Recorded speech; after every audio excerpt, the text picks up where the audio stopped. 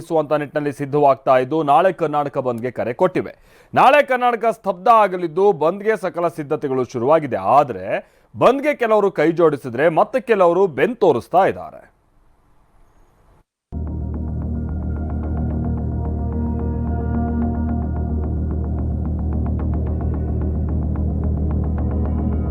ಮಹಾರಾಷ್ಟ್ರ ಪುಂಡರು ಕರ್ನಾಟಕ ಬಸ್ಗಳ ಮೇಲೆ ನಡೆಸಿದ್ದ ದಾಳಿ ಖಂಡಿಸಿ ವಿವಿಧ ಕನ್ನಡಪರ ಸಂಘಟನೆಗಳು ನಾಳೆ ಕರ್ನಾಟಕ ಬಂದ್ಗೆ ಕರೆ ನೀಡಿವೆ.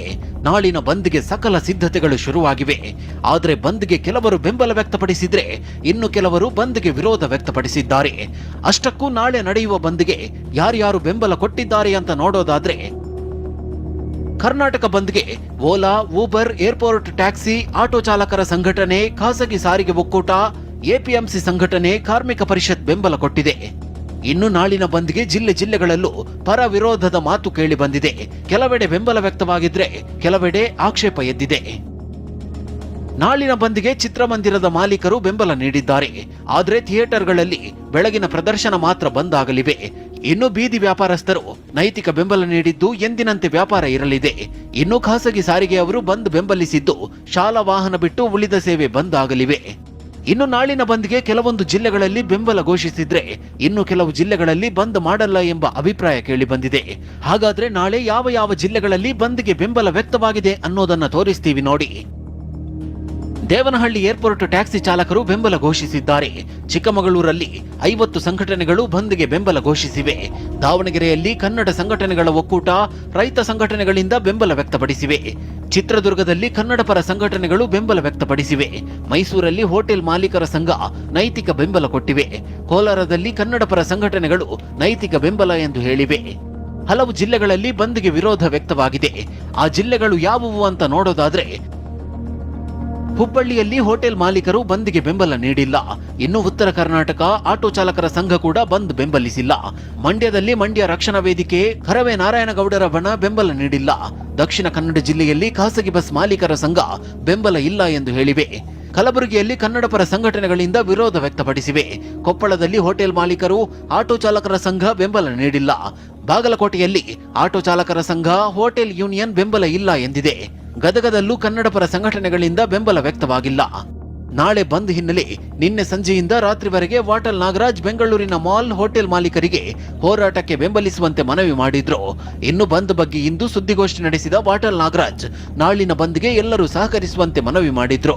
ಬೆಳಿಗ್ಗೆ 6ರಿಂದ ಸಂಜೆ 6ರವರೆಗೆ ಯಾವ ಅಪಪ್ರಚಾರಕ್ಕೂ ಕಿವಿ ಕೊಡೋದು ಬೇಡಿ. ತಾವು ತಮ್ಮಲ್ಲಿ ಈ ಬಂದು ನಾನು ಅತ್ಯಂತ ಕಳಕಳಿಯಿಂದ ಹೇಳ್ತೀನಿ, ನೀವು ಶಕ್ತಿ ಕೊಡ್ತಾ ಇದ್ದೀರಿ. ಡಿಸಿಎಂ ಡಿಕೆ ಶಿವಕುಮಾರ್ ಯಾವ ಗಲಾಟೆ ಮಾಡದೆ ಕಾನೂನಿನಲ್ಲಿ ಎಷ್ಟು ಅವಕಾಶ ಇದೆಯೋ ಅಷ್ಟು ಮಾತ್ರ ಮಾಡಿ ಎಂದಿದ್ದಾರೆ. ನಮ್ಮ ಯೂನಿಯನ್ನವರು ಬಂದ್ಗೆ ಬೆಂಬಲ ಕೊಟ್ರೆ ಬಸ್ ಓಡಲ್ಲ, ಬೆಂಬಲ ಕೊಡದಿದ್ರೆ ಬಸ್ಗಳು ಓಡಾಡುತ್ತೆ ಅಂತ ರಾಮಲಿಂಗಾರೆಡ್ಡಿ ಹೇಳಿದ್ದಾರೆ. ದಯವಿಟ್ಟು ಎಲ್ಲ ಶಾಂತ ರೀತಿಯಿಂದ ಇರಬೇಕು. ಕಾನೂನಲ್ಲಿ ಏನಿದೆ ಅವಕಾಶನ ಅಷ್ಟು ಮಾತ್ರ ಉಪಯೋಗಿಸ್ಕೊಳ್ಬೇಕು.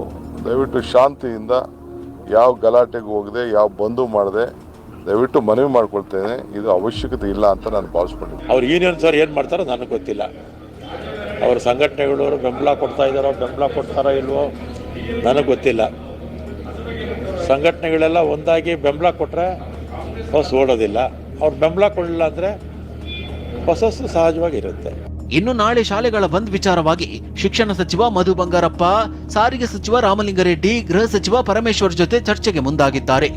As it is exam constant ಆಗಿರುತ್ತೆ, but it will be cancelled only on the guidances of Home Minister and Home Minister and Transport Minister. ಅಂದರೆ ನಮ್ಮ ಸಾರಿಗೆ ಮಂತ್ರಿಗಳು ಮತ್ತು ಗೃಹ ಸಚಿವರ ಒಂದು ಮಾರ್ಗದರ್ಶನವನ್ನು ತಗೊಂಡು ಮಕ್ಕಳ ಹಿತದೃಷ್ಟಿ ಒಂದು ಅವರಿಗೆ ಓಡಾಡ್ತಕ್ಕಂಥದ್ದು ವ್ಯವಸ್ಥೆನ ನೋಡ್ಕೊಂಡು ಮಾಡಬೇಕಾಗತ್ತೆ. ಬೆಂಗಳೂರು ನಗರ ಪೊಲೀಸ್ ಆಯುಕ್ತ ಬಿ ದಯಾನಂದ್ ನಾಳೆ ದಿನ ಯಾವುದೇ ಅಹಿತಕರ ಘಟನೆ ನಡೆದ್ರೆ, ಡ್ಯಾಮೇಜ್ ಆದ್ರೆ ಬಂದ್ಗೆ ಕರೆ ಕೊಟ್ಟಿರುವವರೇ ಭರಿಸಬೇಕು. ಸಾಮಾನ್ಯ ನಾಗರಿಕರಿಗೆ ಅಡಚಣೆ ಆಗದಂತೆ ನೋಡಿಕೊಳ್ತೀವಿ ಅಂತ ತಿಳಿಸಿದ್ರು. ಈ ರೀತಿಯ ಬಂದ್ ಯಾರಾದರೂ ಕರೆ ಕೊಟ್ಟಲ್ಲಿ ಆ ಸಂದರ್ಭದಲ್ಲಿ ಏನಾದರೂ ಅಹಿತಕರ ಘಟನೆಗಳು ಜರುಗಿದರೆ ಅಥವಾ ಏನಾದರೂ ಯಾರಿಗಾದರೂ ತೊಂದರೆಗಳಾದಲ್ಲಿ ಅಥವಾ ಡ್ಯಾಮೇಜ್ ಆದಲ್ಲಿ ಆ ಡ್ಯಾಮೇಜ್ಗಳನ್ನು ಬಂದ್ ಕರೆ ಕೊಟ್ಟಿರ್ತಕ್ಕಂತಹ ಸಂಘಟನೆಗಳೇ ಭರಿಸಬೇಕಾಗ್ತದೆ ಅನ್ನೋದನ್ನು ಸುಪ್ರೀಂ ಕೋರ್ಟ್ನವರು ಮತ್ತು ಇತರ ನ್ಯಾಯಾಲಯಗಳು ಈಗಾಗಲೇ ಘೋಷಣೆಯನ್ನು ಮಾಡಿದ್ದಾವೆ, ಆದೇಶಗಳನ್ನು ನೀಡಿದೆ. ಅದನ್ನು ಅವರಿಗೆ ಮನವರಿಕೆ ಮಾಡಿಕೊಡಲಾಗಿದೆ.